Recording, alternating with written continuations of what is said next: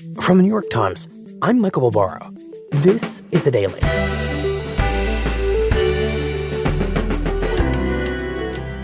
"30 years ago, Germany put forth a theory for how to work with Russia that was supposed to keep Russia from going to war with its European neighbors. Today, the story of how that theory not only failed, but backfired on Germany.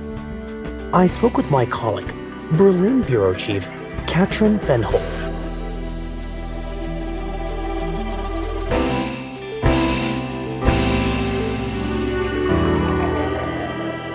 It's Friday, April 8th.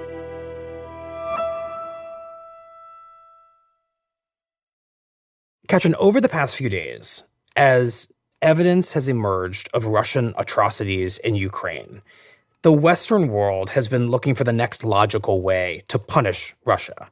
And everybody keeps returning to the same place, which is shutting off the flow of energy from Russia to Europe and to Germany specifically. And so that's what we want to talk about with you. Why does that keep coming up as a way of inflicting pain on Russia? Michael, Russia completely relies on the money that it earns on its natural resources, oil, gas, even coal. And the European Union as a whole has been buying a lot of all of these things from Russia. Mm-hmm. Germany in particular gets about a quarter of its entire energy supply from Russia. About half the coal exports, in Germany come from Russia. Some of that is oil. That's about a third. Mm-hmm. And over half of German gas imports have been coming from Russia. So Germany is basically Russia's most lucrative client in Europe for energy and especially for gas. In fact, if you put it all together, Germany pays Russia 200 million euros a day, roughly, in energy payments.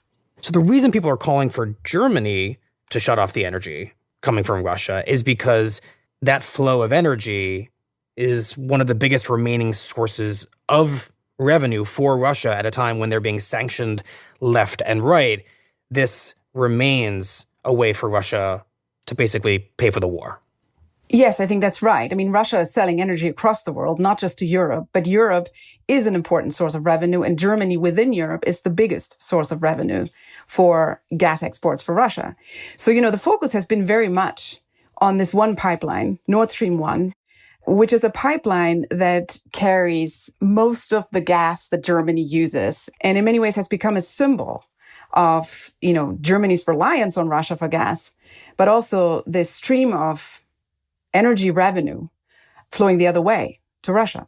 Right. So, Katrin, why not just turn off that pipeline? As you say, this symbol of money leaving Germany and going to Russia at a time when it may be committing war crimes.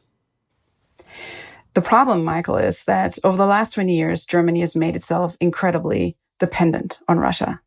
This pipeline carries about 60 billion cubic meters of gas every year. It's also more than half of the entire gas that the German economy uses to keep humming. Mm-hmm. Many manufacturers, a lot of the sort of German companies that contribute to this being an export champion in the world, these companies use gas to power their production. So this pipeline, which carries the gas to Germany, is something that in a way represents this. Politicians at the moment say, we simply cannot cut off the gas right now. They're scrambling to become more independent, but right now they say, we can't do it. So if you turn off this pipeline, you basically turn off the German economy. That's the thinking. Or at least it would take a very serious hit. So a lot of people are worried about this. And what's interesting is, normally you've got these economists who work for labor unions and you've got economists, who work for the Business Federation, and they don't tend to agree on everything. But in this case, they absolutely agree. They say that turning off the gas right now to punish Russia would be catastrophic for the German economy. They're talking about a 6-point decline to GDP, which is worse than anything that we've seen for quite a while, including, the first year of the COVID pandemic. Mm-hmm. And in a similar ballpark to the financial crisis after 2008. So, Katrin, how is it that Germany has become this dependent on Russia for something as essential to its economic well-being as gas. Where does that story begin? You probably have to go back to reunification, Michael, when Western Germany and Eastern Germany, which was, a communist country that belonged to the Soviet sphere of influence, became one country again. The Berlin Wall fell in 1989, and there was the sense that peace in Europe was now a given. There was a huge ambition to sort of include Russia into what, German politicians sometimes call the House of Europe, engage with Russia, trade with Russia, bind Russia to Europe through economic interactions. And the Germans were particularly keen on this, partly because, there is a history of guilt dating back to the Second World War. Guilt over what? Guilt over 27 million Soviet deaths as they came and liberated Germany from the Nazis. And in the German psyche, often Soviet kind of equals Russian. And so there is a sense that we owe them, and we certainly owe it to ourselves, that there shall never be a kind of an aggressive, a confrontational relationship with Russia. It's bad for everybody. So given all these dynamics and all these complicated sort of historical feelings, Germany really kind of developed this philosophy that after the fall of communism, as Russia became a democracy, and the hope was that it would sort of grow closer to the West, that engaging it in trade and becoming more interdependent, Germany onto Russia and Russia on Germany, that this would further peace on the continent and bring prosperity to all. There was this sort of idea. Well, just to make sure I understand that logic, it's that if Russia is economically linked to Germany and to the rest of Europe, but especially to Germany because it's the biggest economy in Europe, then Russia acts democratically and acts peacefully towards the rest of Europe. That's right. So how does that thinking play out in practice? So in the 1990s, after the wall came down, Germany and Russia, start trading much more. And one of the clearest manifestations of, a kind of future commitment almost to Russia is that people start talking about a pipeline that directly connects the two countries. Now, gas had been running from Russia to Germany for a long time, and it had been coming through these underground pipelines that, went through other countries, including Ukraine and Poland, and then, landed up in Germany. But now they were talking about a pipeline that went direct from Russia to Germany, and they called it Nord Stream 1, which is this incredibly ambitious project, an undersea pipeline, nearly 800 miles long, serious feat of engineering that would link Russia to Germany directly, bypassing these, other pipelines that exist over land, and give Germany direct access to Russian gas. And so this was sort of proof that Germany meant business long-term, because this was a long-term, incredibly expensive, complicated undertaking. Right. And one of the biggest champions at the time of this pipeline was Germany's chancellor, Gerhard Schröder. And he really hit it off with this new Russian president, Vladimir Putin, who only a year after he was elected comes to speak to the German parliament.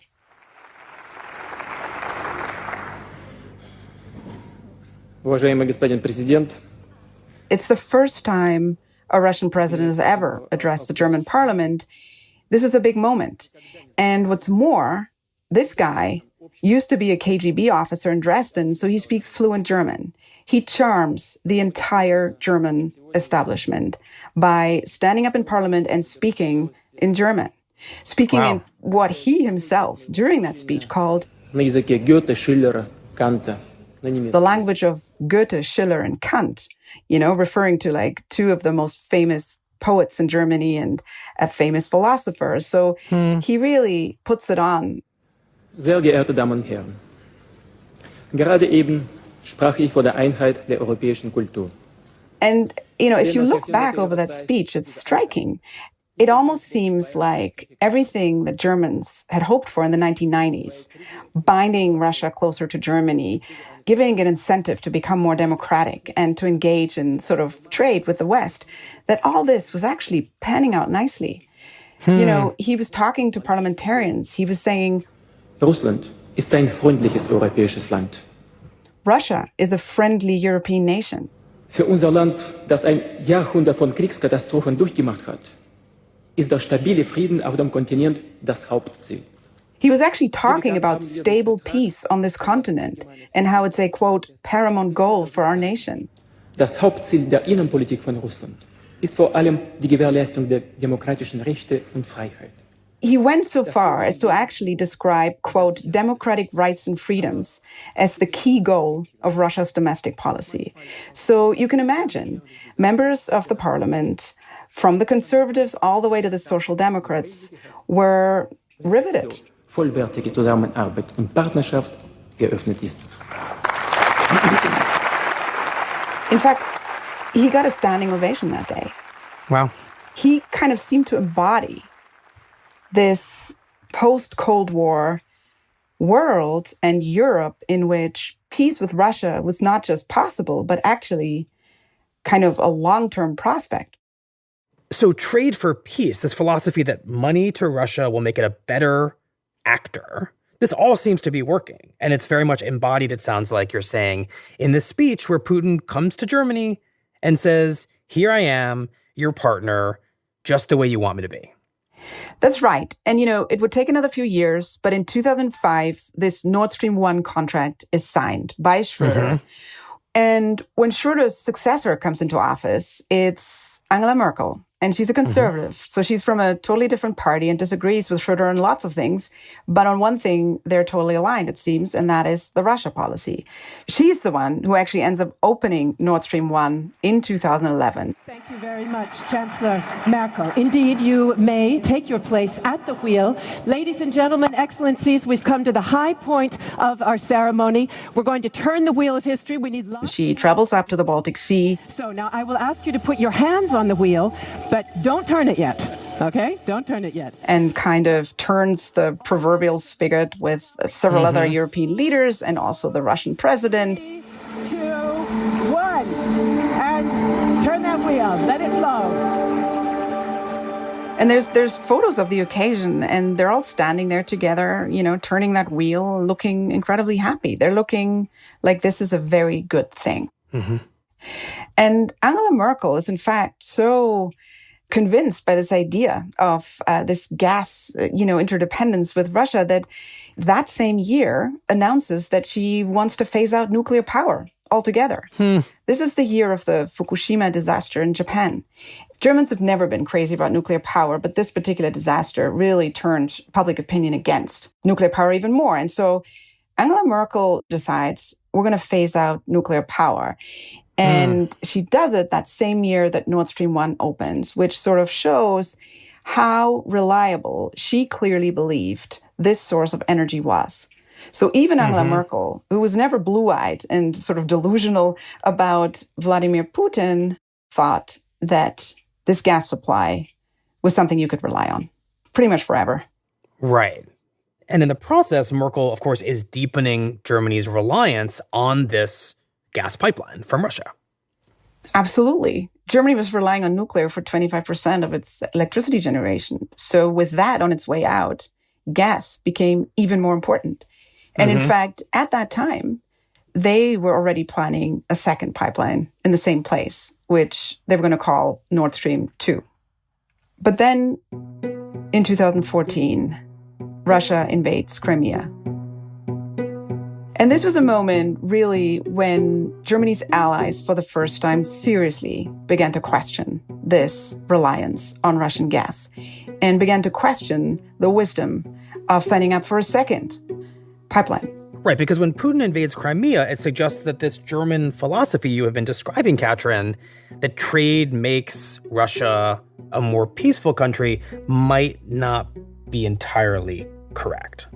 Exactly. So this was kind of the first wake-up call. And it does jolt the German establishment. There's no question that people are beginning to think, very hard about this philosophy of theirs. And this is when you begin to see very serious and vocal opposition from Germany's allies in Europe, but also in America. There's a lot of Congress people who argue that Germany is making itself way too dependent, that Germany becomes kind of almost a hostage to the Kremlin, that Russia is now holding all the cards because Russia delivers the gas and controls that tap. Mm-hmm. They warned Germany that Russia could weaponize the gas supply, that they could turn off the tap at any time, and that very threat would mean that Germany could not act in the way that it needed to, because it was too dependent. Germany kind of said, we don't believe that. The Russians have always been reliable with their gas deliveries. And so they kind of reassure their allies. They say, we think this is fine. And Nord Stream 2 goes ahead.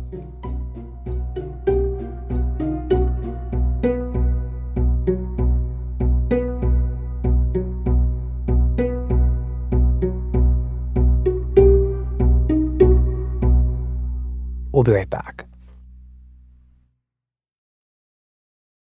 This is Somini Sengupta. I'm a reporter for the New York Times.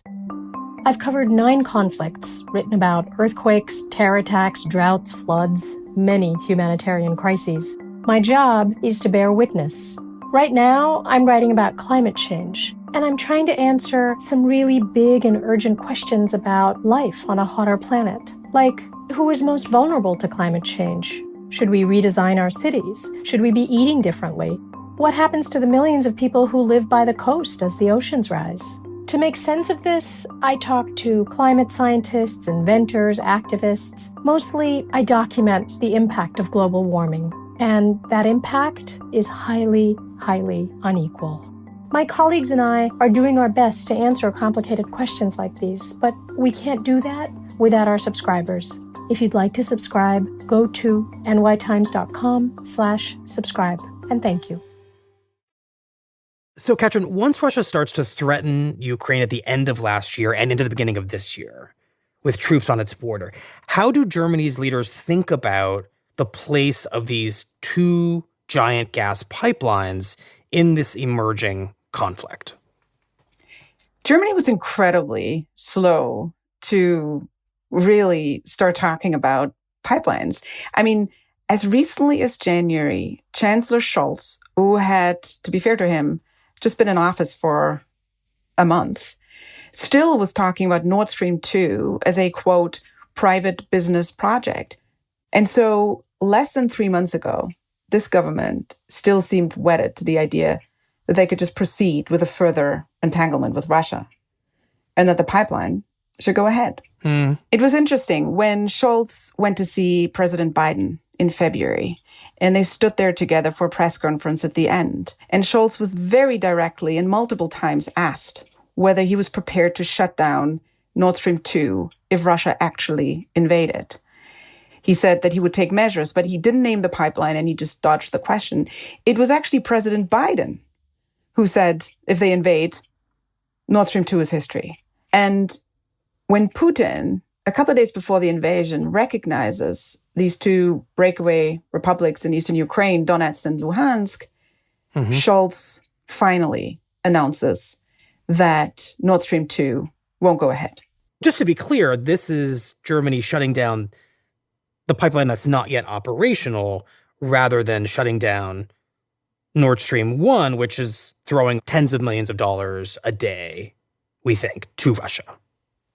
That's true, although it is the first step, the first sign that Scholz is acknowledging Germany had it wrong for 30 years. And just a few days later, after Russia's actually invaded, Scholz stands up in parliament and gives a 30-minute speech Hat der Bundeskanzler Herr Olaf Scholz, where he basically announces a complete overhaul of German foreign policy. Der Bundeshaushalt 2022 wird dieses Sondervermögen einmalig mit 100 Milliarden Euro ausstatten. including rearmament, with 100 billion euros worth of special funds to get the German army up and running again. Wie Sie wissen, haben wir gestern entschieden, dass Deutschland der Ukraine Waffen zur Verteidigung des Landes liefern wird. He announces that they would, after all, deliver weapons to Ukraine, another taboo, which had been unthinkable just a couple of days before. Und schließlich, meine Damen und Herren, werden wir mehr tun, um eine sichere Energieversorgung unseres Landes zu gewährleisten. And crucially, he announces that Germany had to extract itself from its dependency in energy terms on Russia. Für ein freies und offenes, gerechtes und friedliches Europa. Wir werden es verteidigen.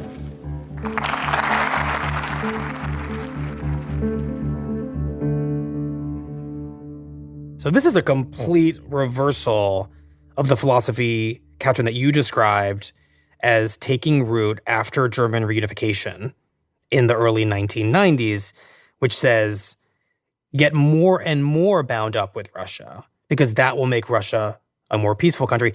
This is Germany rejecting that philosophy. Exactly. On that day in February, basically Germany decided that it had been wrong about military policy, that it had been wrong about its foreign policy regarding Russia, and that it needed to change its energy policy. It was kind of a complete rethink, and one that went pretty deeply to the kind of core of German post-reunification identity and to the core of the German business model. But of course, this has to be a lot easier to say than to do, to suddenly stop being dependent on Russia for energy, because as you've told us, Germany has gotten rid of its nuclear energy, for example, and its whole economy would collapse without Russian gas. It's incredibly difficult, Michael, and they are being tested almost every day with more and more people pushing them to do more and move faster. And in some ways, they're moving remarkably fast, given that they've done nothing for a very long time.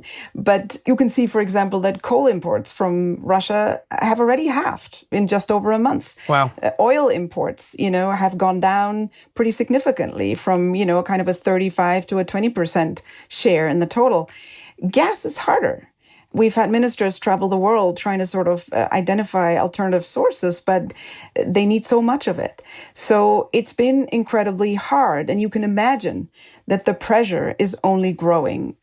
Last weekend, when these terrible images of the atrocities in Bucha, of these people, civilians lying dead on the streets, flickered across German television screens as they did across the world, that's when it really all blew up, and Germans were being pressed by their allies, especially in Eastern Europe, to basically rise to the occasion and cut off the gas. Even within Germany, the pressure is rising. It's very interesting. We've had critiques from neighboring countries for quite a long time. Within Germany, you're now seeing in very conservative newspapers editorials that are basically talking about Germany's moral obligation, given its sort of genocidal past. So, you've got this financial newspaper, Handelsblatt, which had an editorial that said, the country that proudly proclaims that Europe will never again see the likes of Auschwitz is pumping 200 million euros each day into Putin's war chest. All of a sudden, this editorial says, the discussion in Germany about whether our economy would grow by 6% or just 3% in the event of an energy embargo seems petty and insignificant. We resemble a hostage to the Kremlin. I just want to talk about this editorial because it is very powerful what you just read. It seems to be asking, how can we, as a country that committed the ultimate war crimes, help finance a war in which another country is allegedly committing its own atrocities? It's an incredibly difficult question in this country. And you can imagine the sort of moral debates that are raging right now. You actually have a majority of Germans by now in polls saying they would be prepared for their government to simply cut the gas ties with Russia and shut off. But the government is arguing that they don't actually know what that would mean. Cutting off the gas would not just mean, a massive rise in energy prices. It would mean an increase in unemployment. It would mean a recession that might be worse than anything we've seen for a couple of decades. They're basically acknowledging that they've lost all leverage, which is exactly what their allies had warned them of many years before. Catherine, in thinking about the story that you have just laid out here, it really feels like the economic relationship that Germany pursued with Russia since reunification, since the 1990s, it did not prevent Russia from doing bad things, which was the theory. In fact, it has given Russia leverage that probably allowed it to invade Ukraine because it knew on some level that Germany could only go so far in punishing it without profoundly hurting Germany itself. It knew how reliant Germany was going to be on its gas. In other words, Putin figured out that this theory of interdependence in an area like gas, that could be a weapon that he could use against Germany, not a weapon really that Germany could use against Russia. That's right. I mean, there's no question that Germany got the balance wrong. You got a scenario where basically you turned interdependence into a kind of dependence, which has kind of exposed a fundamental weakness in the story that not just Germany, but a lot of countries in the West, that we pretty much all told ourselves after the fall of communism, after the end of the Cold War, that if you trade, if you make the costs of foregoing peace high enough, then you preserve peace. And it kind of works up to a point, but, that point is basically when you're dealing with autocracies like Russia.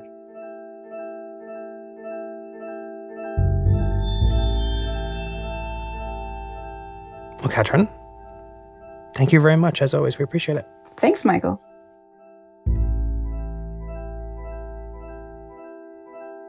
On Thursday, in the latest effort to punish Russia, the European Union, including Germany, voted to ban the importation of Russian coal. But despite pressure from Ukrainian officials, the EU did not ban Russian gas. In a statement, Ukraine's foreign minister said that as long as European countries continue to buy Russian gas, they are, quote, supporting Ukraine with one hand while supporting the Russian war machine with the other hand. We'll be right back.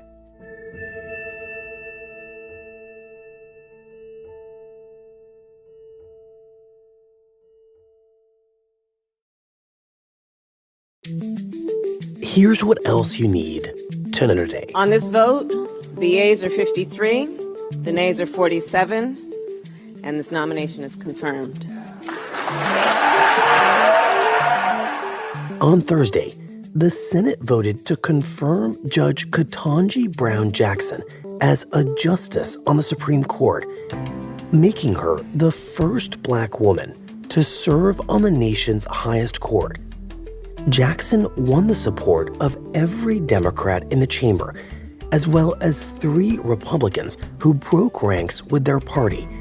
Senators Susan Collins of Maine, Lisa Murkowski of Alaska, and Mitt Romney of Utah. In our nation's history, 115 individuals have been confirmed by this body to serve on the Supreme Court of the United States. Of those, 108 have been white men. Only 4 have been women. Only 2 have been African American. But Ketanji Brown Jackson will be the first African American woman ever to hold the title of justice. In a speech from the Senate floor, Democratic Majority Leader Chuck Schumer called it a long overdue moment. Think about the impact that will have on our democracy. Untold millions of kids will open textbooks and see pictures of Justice Jackson among the highest ranks of our public figures. How many millions of kids in generations past could have benefited from such a role model. Jackson, who replaces Justice Stephen Breyer, is expected to officially join the court at the end of its term, sometime later this summer.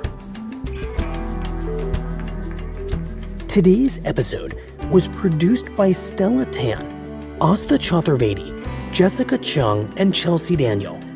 It was edited by Patricia Willens and Paige Cowett, contains original music from Marion Lozano and Dan Powell, and was engineered by Chris Wood. Our theme music is by Jim Brunberg and Ben Landsberg of Wonderly. Special thanks to Elishaba Etube.